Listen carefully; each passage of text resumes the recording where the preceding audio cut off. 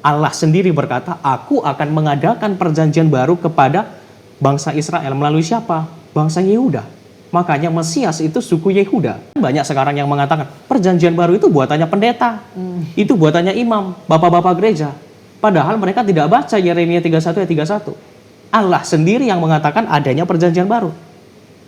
Itu sebabnya Kristus mengatakan, jika kamu membaca ya perjanjian lama, engkau akan tahu bahwasannya seluruh kitab Musa itu menulis tentang aku. Hanya terdapat bayang-bayangnya saja. Kok iman Kristen itu iman yang ribet ya? Kalau kamu hanya membahas teologimu dengan yang gampang-gampangan, mohon maaf, artinya Tuhanmu adalah Tuhan yang gampangan.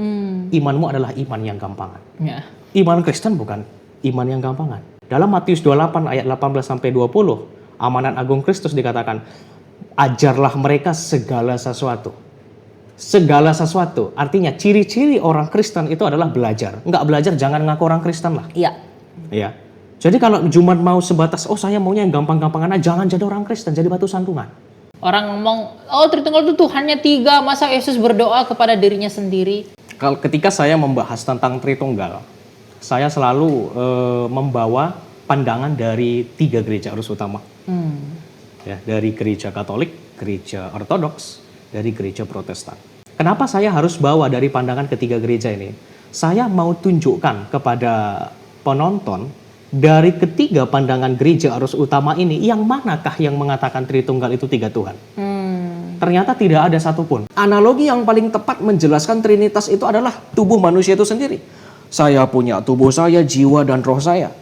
Atau saya bilang suara saya.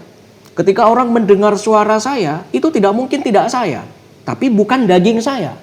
Tapi ketika saya melakukan penghujatan dengan suara saya, apakah suara saya saja yang ditangkap polisi? Daging saya tidak? Ya pasti ditangkap. Kenapa?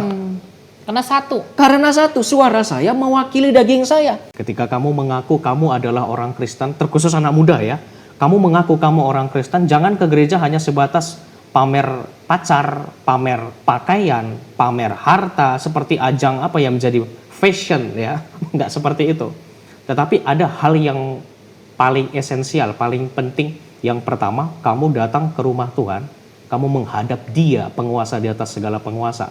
Yang kedua, ketika kamu meyakini Dia sebagai penguasa di atas segala penguasa, bagaimana pengakuanmu sungguh-sungguh ketika orang bertanya tentang penguasamu?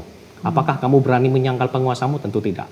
Maka dengan cara apa? Mengenal Dia. Bukan hanya tahu ya. Orang Kristen bukan hanya tahu siapa yang dia sembah, tapi harus kenal siapa yang dia sembah. Dan dari situlah belajar ini sangat penting. Tidak mau belajar bukan ciri-ciri orang Kristen.